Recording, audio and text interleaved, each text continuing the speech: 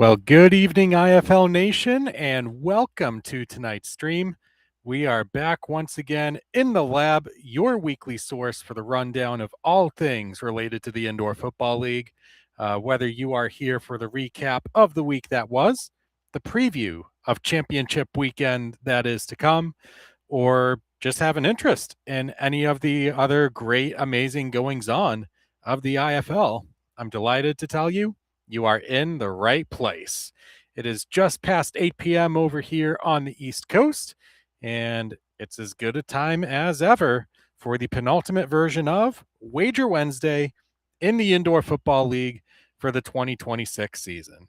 To lead things off, I want to thank you so much for tuning in, taking some time out of your busy evening to talk shop about the excitement of the IFL playoffs. So for those of you who are new to the league or new to the forum or new to the indoor football sport in general, I want to warmly welcome you aboard. Glad you could make it with just a few games left in the IFL season. My name is Alex Schuberth. I am a huge fan of the indoor and arena game. That is a passion that I've channeled into my current role as lead IFL contributor for a sports forum site called Sports Coast to Coast, which, fun fact, celebrates its 13th anniversary today. So, milestone accomplishment for everybody out there who basically built it from the ground up. So, what exactly is Sports Coast to Coast, you ask? It's a Pacific Northwest-based sports forum site that specializes specifically in the coverage of the indoor football league, and its 14 current member teams. Each week, our staff will bring you pretty much all coverage that you would want to know about the teams and the league. We have up-to-date rosters, game previews, game recaps, bunch of other preview and breaking news stuff as it develops, and historical results for the IFL tracing as far back as the 2016 season. So extremely valuable resource for any aspiring IFL historians out there. So if you call yourself a fan of the IFL, you've got to make Sports Coast to Coast your go-to destination for your information download. I've put the link to the site below in the description. There you will also find the written version of my Wager Wednesday piece, which I put together yesterday afternoon. So if you're not really the video type, you've got the pen and paper or ink to internet, however you want to slice it. You've got the physical version right in front of you. So all that said, we are ready to dive in to conference finals weekend. That's right. Only 4 teams remain, 2 apiece in the Eastern Conference and the Western Conference in terms of their eligibility to lift the IFL Championship trophy in about 10 days in the city of Tucson, Arizona. So we have a lot of ground to cover, even though there might not be as many games this week. So strap in. We are in for a ride.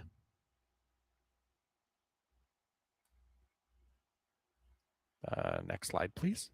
There we go. All right, so we will begin tonight with recapping the conference semifinal weekend that we were treated to last time out. 4 games, a pair of upsets, and a pair of number 1 seeds advancing on to the next stage of the postseason. So we'll go over each one of those fantastic games in great detail. None of them were decided by any more than 2 possessions, showing that these games really can be won by any team on any given day. So we'll go through all of those, add up all of our season-long results so far, stack the early sample up against historic postseason action dating back to the 2023 season when betting was first legalized for the IFL. And then we will go and preview each conference final game. So we'll bring over the trends. We'll bring over the players of note, especially now that the league has started to roll out its all IFL teams. We'll get a chance to highlight some players that ended up earning those honors. So We'll go through each of those, and we won't create a parlay for this week, but we will talk about some ideas if that's something that suits your fancy. So let's get right to it then and recap the conference semifinals. We started off in the eastern part of the bracket with a standalone Saturday game between the Tulsa Oilers and the Jacksonville Sharks. Jacksonville earning home turf advantage in this one thanks to the strength of schedule tiebreaker that they possessed over the Oilers, both of whom ended the regular season with identical 11-5 records. In this game, a bit of a rough start for the Tulsa offense, which had spent the majority of its 9-game win streak up to this point running roughshod on opposing defenses. It was a very tightly contested first half. We didn't see the ball change hands too many times. We even had a stretch in there where we had both teams go on consecutive 10-plus play drives, neither of which resulted in any points. So at halftime, the Jacksonville lead was 20-7. And at that point, Tulsa, with their backs against the wall, they needed to kick it into high gear, and they got exactly the efficiency that they needed. They clawed back to take a brief lead in the fourth quarter. Jacksonville responded back with a quick touchdown the other way. And then we had a Tulsa fumble, TJ Edwards right at the goal line, recovered by Jacksonville with about 9 minutes left on the clock. The Sharks lead. They're up by 7 at that point. Opportunity to put the game on ice. They are presented with a 4th and long situation from about midfield. Rather than going for the field goal, which, if successful, would have put them up by 10, Coach Jason Gibson allowed the Shark offense with Sammy Edwards to trot out there, try to come up with the play for a first down or a touchdown. Pass goes through the hands of Marcus Rogers, incomplete.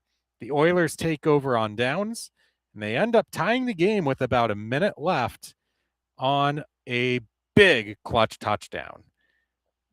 The sequence that found its way after that, absolutely slack-jawed. On the Oilers kickoff, hard squib kick, ricochets off a Jacksonville up man, gets recovered by Tanilius Tatum of the Tulsa Oilers.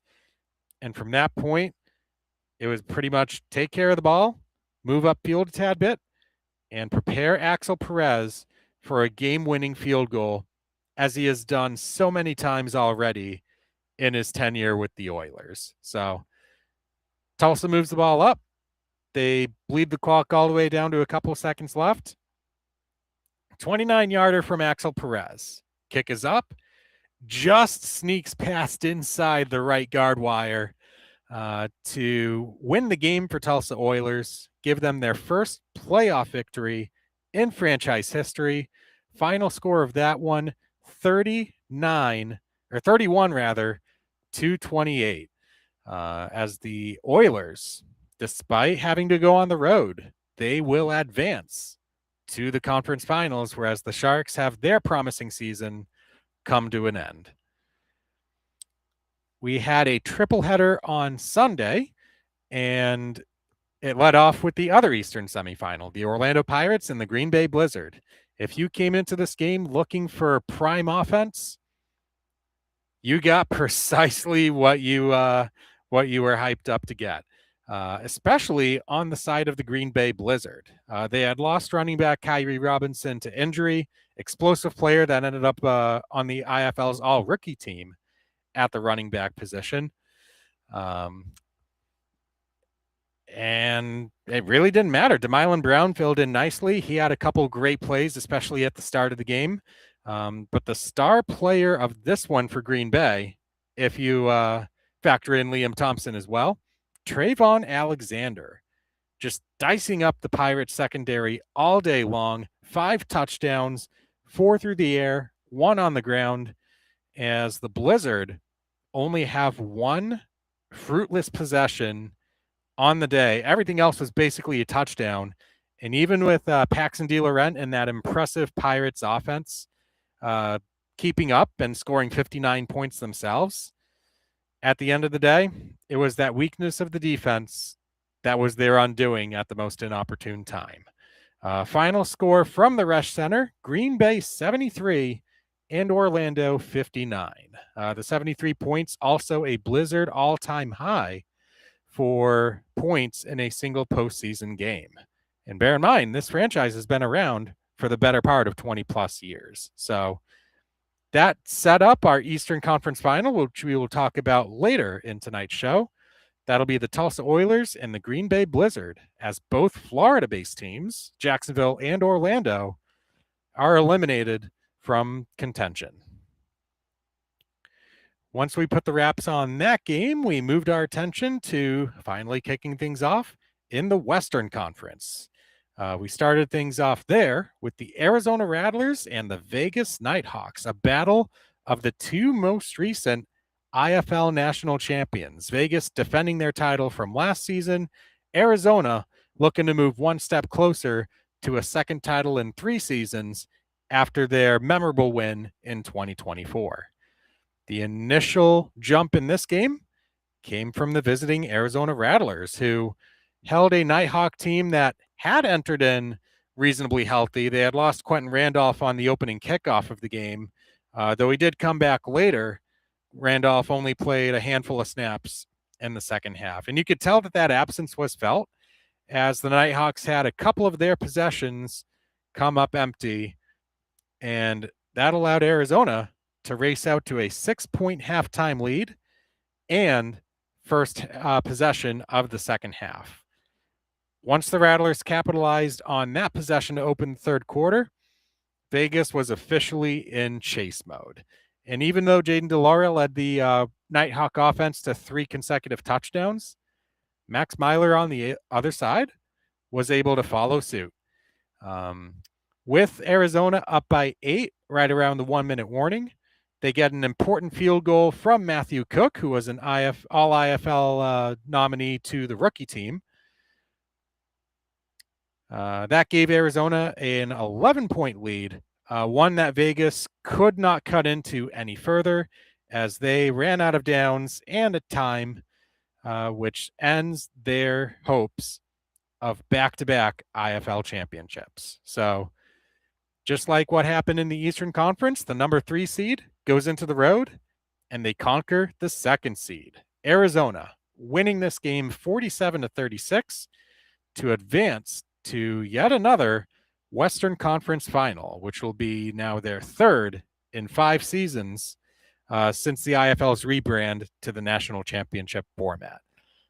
Vegas adds to a staggering playoff trend where defending champions in their past 9 playoff games have only won once. So, living proof that going back-to-back in this league requires a lot to go right for you. Finally, the second Western semifinal. This is the 4 versus 1 matchup. The Tucson Sugar Skulls hoping to advance their way to a potential home championship. But first things first, they had to tackle the San Diego Strike Force at Front Wave Arena. And the number 1 seed in this Western Conference had been in a little bit of a rut entering this one, with the 4th seed advancing in each of the 3 prior seasons. San Diego's start to this game pretty much looked at that trend and said, not in our house. They hold Tucson scoreless on each of their first 2 drives. And the offense kept very much alive under Nate Davis. They got out to a quick double-digit lead. Tucson clawed back with a pretty impressive run in the second quarter. But once the first 30 minutes of the game had wrapped up, San Diego was up 30-22. And lo and behold, they get the first kickoff to begin the second half. They turn that into a touchdown. And now Tucson has to battle back once more from a double-digit deficit. Another weird situation where Tucson needed to get some stops in order to really improve their chances of a comeback. And you know what? Nate Davis, Eddie Vander, Shane Hooks, they had the answers. But yeah, this game was pretty much controlled by San Diego right from the second quarter onwards, I would say, right around the very end.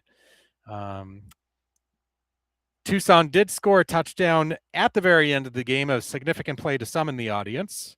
But nonetheless, doesn't matter how much you win by at this point in the game.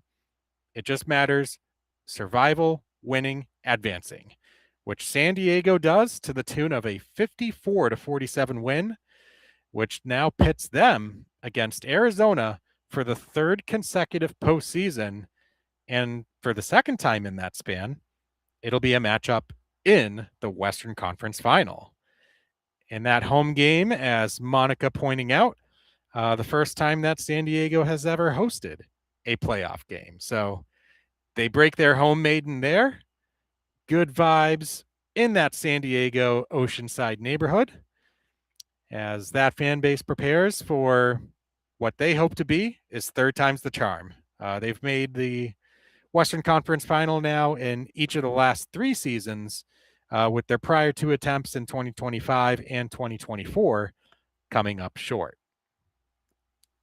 So that was the playoff action that we had last week. Only our Arizona spread bet turned out to be a winner, as it turned out.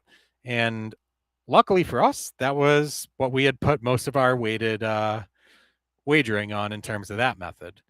So not great, though in the same breath, our path to a third consecutive above 500 postseason in terms of our predictions, that path is clear. We've got to win all 3 from here on out.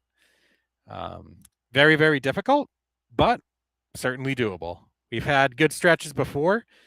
We had entered this week actually on a 13-5 run, so makes sense that we had a little bit of a 1-3 situation here. The over-under picks kind of reared their ugly head again, as has been the theme for most of the season. Really the one bet type, which is shocking to me that how it really just drags down what is otherwise a pretty solid record. So another pretty close loss as well with Orlando plus 7.5. We just needed one more touchdown from them or one more defensive stop, and we may have had that one. But yeah, that was the result set. Very entertaining week.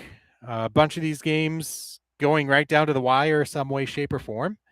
But yeah, it's going to take 2 out of 3 winners in these final 3 games to end up with a winning record on the season.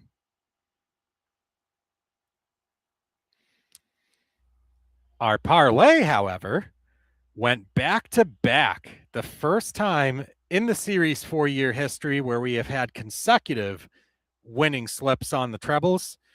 We took Tulsa at plus 2.5. They outright won. We took the over in Orlando and Green Bay. And through that insanely lucky backdoor in the Tucson San Diego game, we turned up a plus 595 slip, matching our highest paying 3-leg parlay of the season and wrapping up the campaign with 5 parlay wins, where our preseason goal was 4. So our legs this year going 37-23 after we had spent last year going 36-24. We can see the expected parlay win calculation there by just taking that leg percentage, multiplying it by itself a few times, multiplying by your span of weeks. So our expected value was 4.7. We got 5. So from that lens, we kind of outperformed a little bit, especially with our form since week 9. Really, really crazy run. Very, very glad that it happened, obviously. But for a season where we've had a little bit of trouble picking games one by one, we have this, which serves as our 2026 legacy, more or less. So little nice thing to hang the hat on there. Our results on the season so far. The results of the final few games of the season probably aren't going to change much of the perception here all that much. We've talked for months now on which bet types have been stronger, weaker, trending upward, trending downward. But we can do a little bit of digging in terms of playoff trends. So we noticed that the underdogs, which had been struggling for the majority of this season, they've come back with a vengeance here. Since the final day of the regular season, all except for one underdog has covered their respective spreads. 4-2 straight up in that same span. The ATS playoff record for favorites is actually pretty fascinating. So, past few years, when favorites have, when the favorite team has been as such, they have usually won their games, and pretty convincingly at that, or at the very least, to the standard that the bookmakers had set.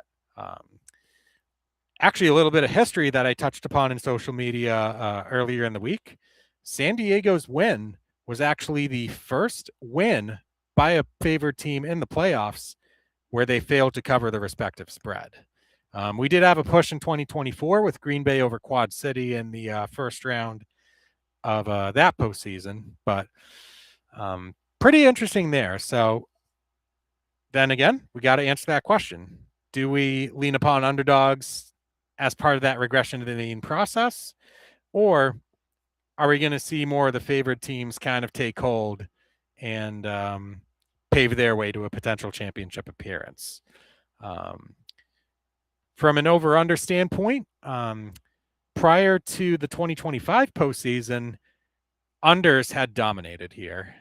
They had gone 5-2 to the under in 2023 and 2024. We kind of circled the opposite way with the 5-2 over record last season.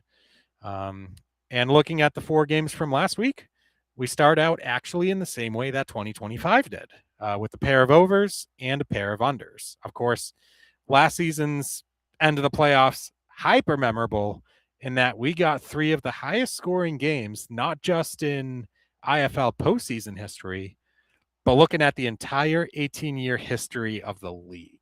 So that could be our ceiling. Is it realistic, though? So those are the types of questions that we are going to have to answer if we're looking at over-under picks going forward.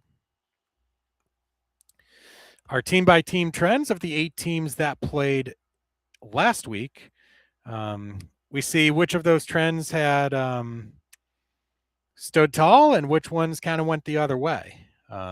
In the case of the Pirates, as the league's best covering team at 11-5, they ended up coming a touchdown short of making that an overall 12-5 ATS record. So their game still did go over for the 13th time this season. But yeah, I mean, obviously past results are not going to be a definitive indicator of future success, but we see some of these kind of bank the same way and others kind of take a different turn. Really attributing to the really open nature of playoff football when it comes to, thinking what's going to happen and how games are going to play out. Looking at our team-by-team streaks here, there is one streak ongoing right now that stands out, and that is the Arizona Rattlers, who have covered in 5 consecutive games. Are they able to make that 6 against San Diego and potentially advance to the IFL championship? On the other side, we have Tulsa with 10 straight wins overall, the past 2 of which have been covers. Are they able to put a little bit of a scare into Green Bay's hopes for a repeat appearance in the IFL championship? And in the case of the Blizzard, do we see another one of their games go over, especially at home, where they have been simply a juggernaut offensively? Looking at our lifetime record so far, factoring in last week's results, still at net profit overall for the entirety of our 4-year span, even with taking a little bit of a bath in terms of profitability this season. So there still exists a few games of opportunity here, maybe to bring that net profit loss total back above of 100 for our total aggregate. But it's still been an insanely great run throughout that span. So obviously looking forward to that continuing 2027 and beyond. But that is where the all-time series currently stands. All right, time for my weekly disclaimer section here. This series is purely rooted in passion for the IFL, for curiosity, entertainment, and fun. My primary goal here is to basically set the table, preview the games, offer a little bit of prediction of what I think might happen based on what the numbers say.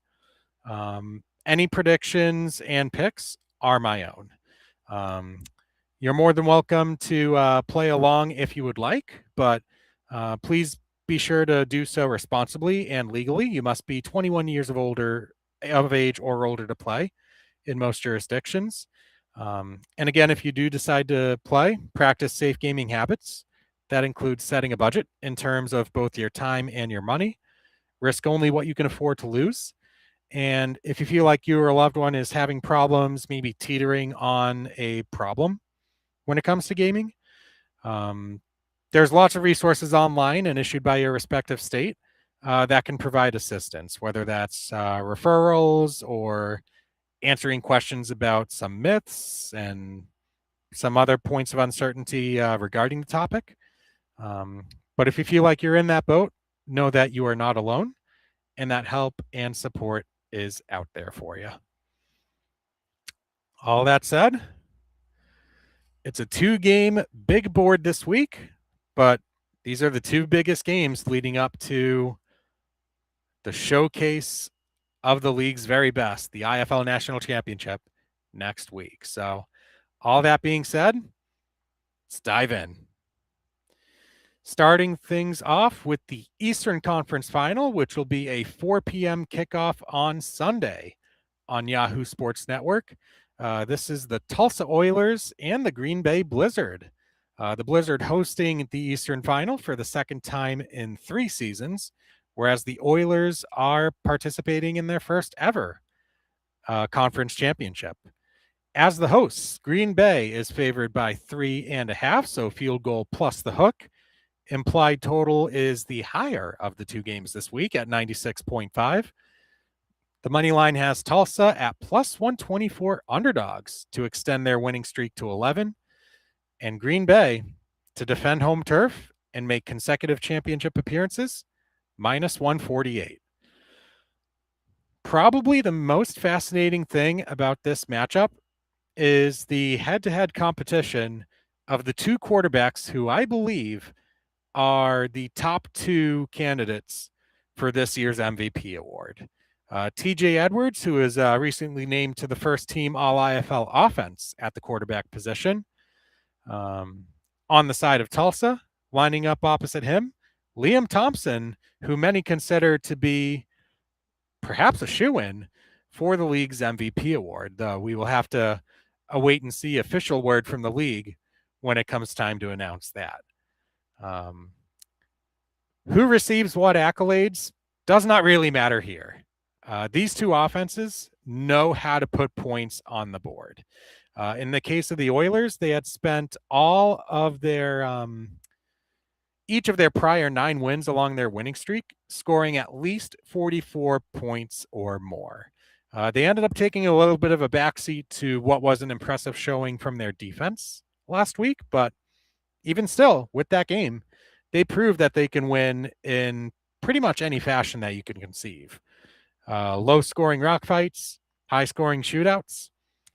If you don't take the Tulsa Oilers carefully, they could be very live for a potential upset here to deny Green Bay of another genuine shot of a championship. Also featuring on that offense, impressive rookie running back Caleb Ramsier, Triple Crown winning receiver Jaminik Smith, along with sneaky good options behind him in TJ Davis and Katron Jackson Jr. Tulsa's defense is spearheaded by its do-it-all, first-team All-IFL linebacker / defensive back, the mayor of Tulsa himself, Trey Harvey. But you've also got some pretty good defensive backs there, Alfonso Taylor, Justin Harrington, along with guys like Ulrich Jones on the defensive line. Axel Perez has been a godsend at kicker for Tulsa ever since being released from Orlando earlier this season. So Tulsa has that look of a team that's got everything put together, dare I say, a team of destiny type of feel to them. But in order to meet that destiny, they're going to have to go against Thompson and a Green Bay Blizzard team that has spent pretty much the majority of its home season just bowling over opponents offensively. We had mentioned earlier the injury to Kyrie Robinson, but all season long, it seems it's been next man up for the Green Bay Blizzard. So you have guys like DeMylan Brown filling in. You have receivers on the outside like Trayvon Alexander, Isaac Ross, Sylvain Campbell, who's come back from IR. Green Bay can still throw a multitude of weapons around you in so many ways, including Drayshawn Hudson as well. Had a little bit of a quieter game against the Pirates last week, but still is a very, very genuine vertical threat. Defensively for Green Bay, they're also nursing a few injuries as well, notably to Jaquan Griffin along the defensive line. But they've still got some pretty good players filling in on that side as well. Again, that next man up mentality. Allen Henry, who was named to the All-IFL second team. Andre White manning the linebacker position, this is Wiley veteran. And a defensive backfield that's got guys like Fred Flavors.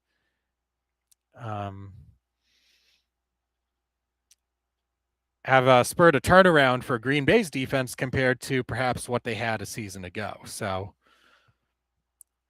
this one's going to be a fun one. It should be really, really close. When I was thinking about this game, I was fully expecting this to be -3.5, and I kind of had to talk myself into a decision one way or another on whether or not I was actually going to take it. Because obviously I went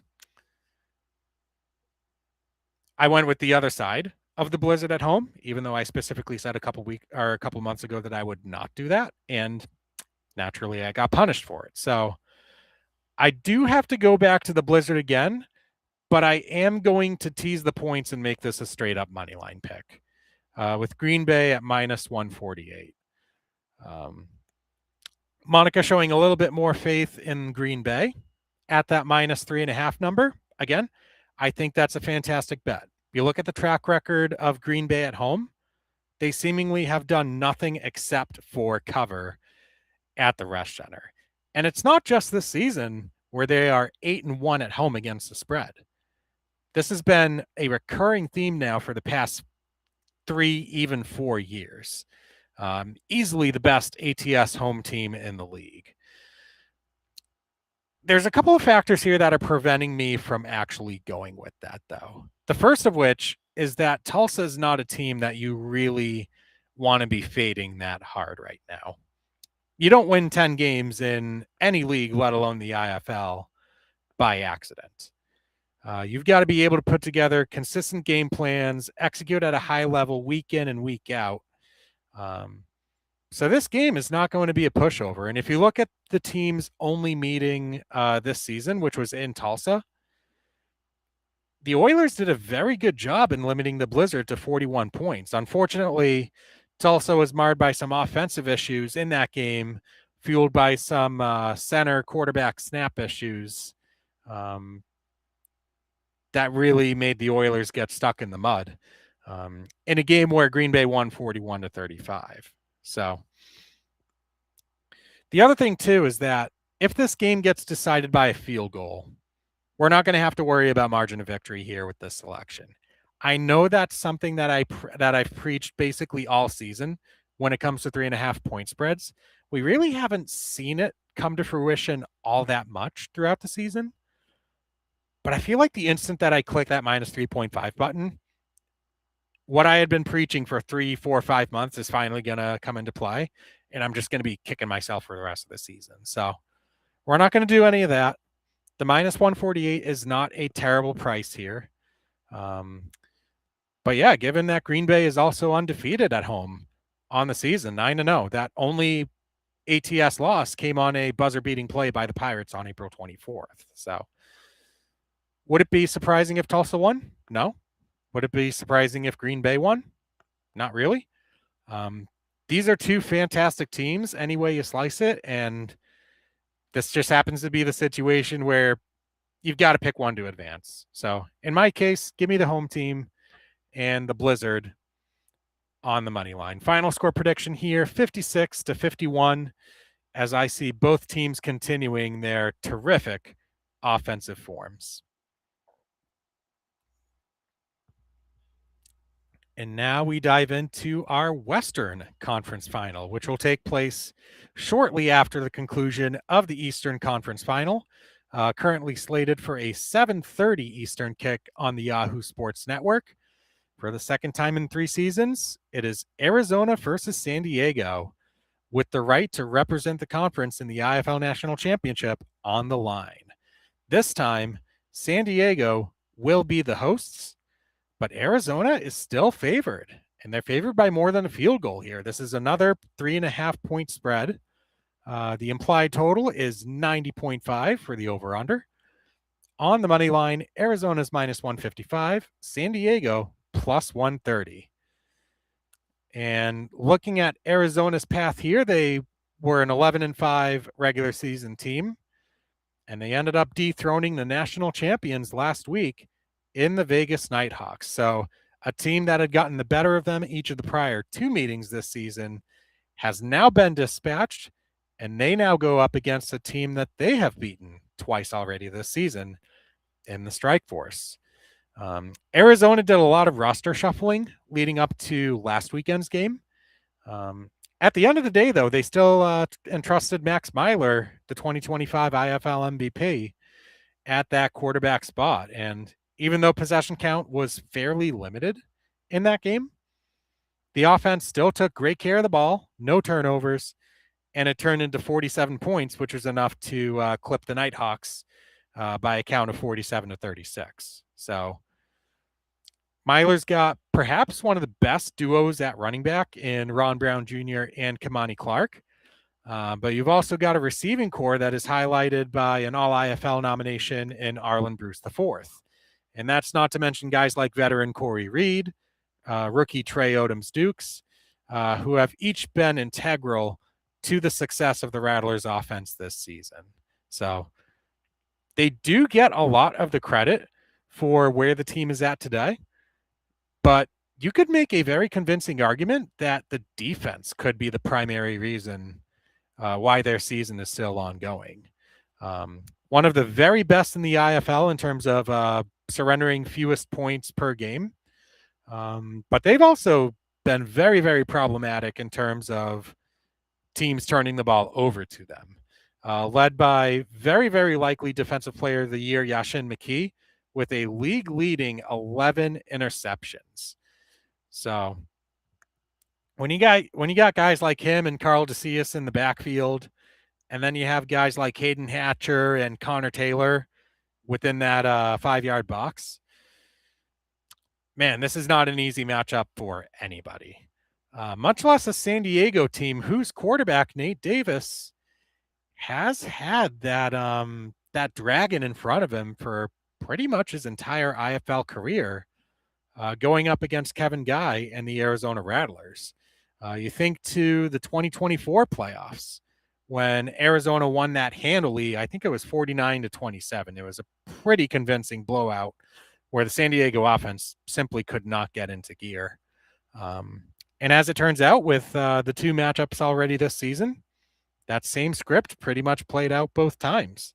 So for the 39-year-old, that path to that evasive IFL championship game is going to have to involve slaying the Kevin Guy Dragon.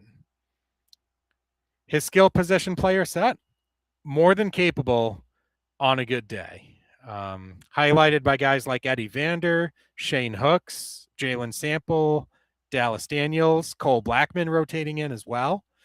Along with a great performance and a secondary running back role by Tyrell Green Jr. So it's a good offense. The question becomes, is this matchup specifically against Arizona just too much?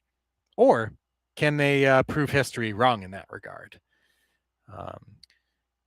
San Diego, since their franchise's resurrection and rise to basically the top of the league in 2024, their defense has been a big part of that. This year, no different. Adam Anderson, earning first-team All-IFL honors, is one of the most disruptive defensive linemen in the league. Royce C., another honor-earning player, as well as guys like Elijah Reed and Herman Smith, very, very impressive rookie in his right, to rival guys like DeCius and McKee on the Arizona side. So this is going to be another very, very impressive game. I mentioned in my written post that for all intents and purposes, we have the 4 best teams in the field right here.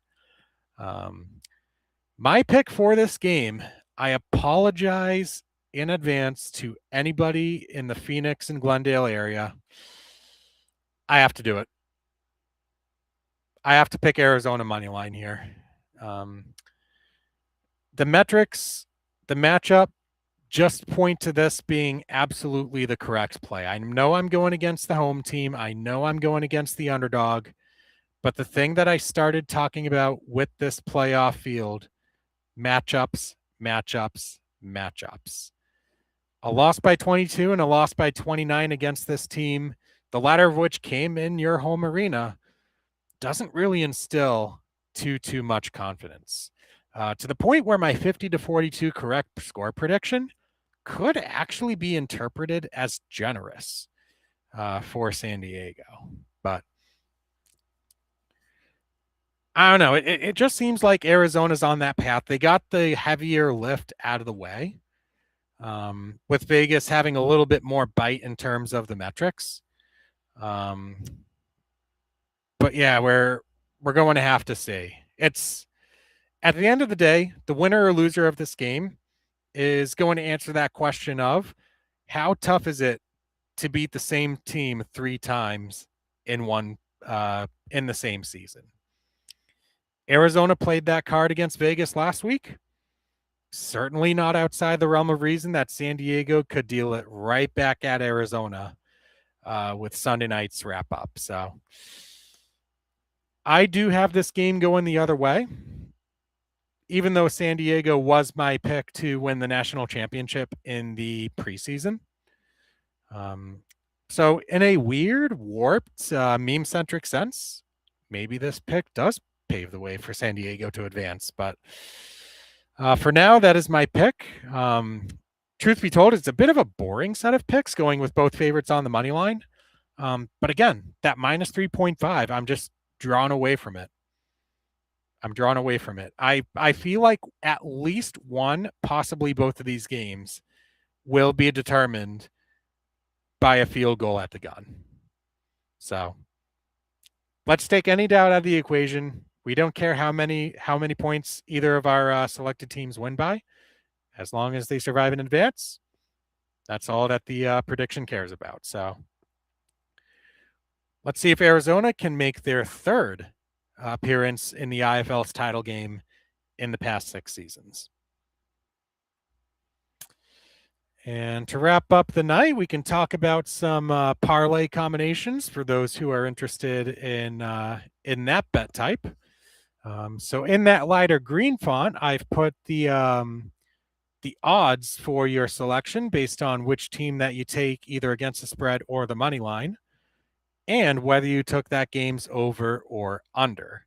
And the number in parentheses below it indicates how many times that specific team has made the over or the under with each of their covers or wins.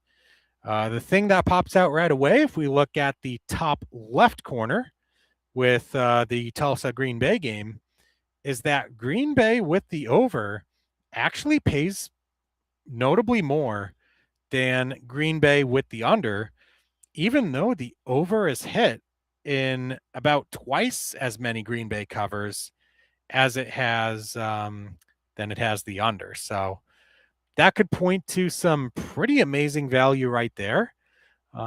If you look at both Tulsa and Green Bay on the money line with the over and under, pretty much tells the same exact story, with the vast majority of each team's wins coming in games that have exceeded their point total. Now, most of Tulsa's were located within that span of an IFL record 9 consecutive over games. So interestingly enough, there are only 2 wins that have gone under last week at Jacksonville, along with their season opening tilt at San Antonio with the Gunslingers. Every other one of their wins has seen the game go over. So very, very interesting that both of those money line plus over combinations give higher payouts than their respective unders. We see the same play out a little bit with San Diego. If you pick them outright and to make the over, again, that is an outcome that has happened about twice as often as has the under in San Diego's sample of wins this season. So if you're feeling strongly about the hosts defending their turf, pair it with the over gives you a lot more value than pairing it with the under.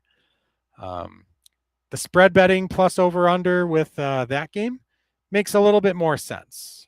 You have the lower valued payouts on the most likely historical outcomes and the higher payouts on ones that have not happened most often. So this could point to considerable value in the over 96.5 of the Tulsa Green Bay game. But again, it's another really fascinating way to look at these. Perhaps something I could have explored a little bit more throughout the earlier parts of this season as well. So again, these odds are subject to change. So if you like them, you should be able to lock them in at these same or very similar odds. But yeah, that's a look at each of those different combinations there. So you have them on file for your reference. And with that, we will bring a close to another Wager Wednesday. Can't wait for next week's finale. I'll actually be out west for that one, so a little bit of a different venue as I go on my annual vacation, which culminates with the IFL Championship game on Sunday the 16th. So if you're thinking about getting tickets and you haven't got them, there's still plenty available to choose from. So for anybody that's attending, I'm looking forward to seeing you there. For those of you who are going to be placing your picks this week, I wish you the very best of luck. And as always, I will see you at the cashier. Have a terrific night. Let's go get it on Sunday.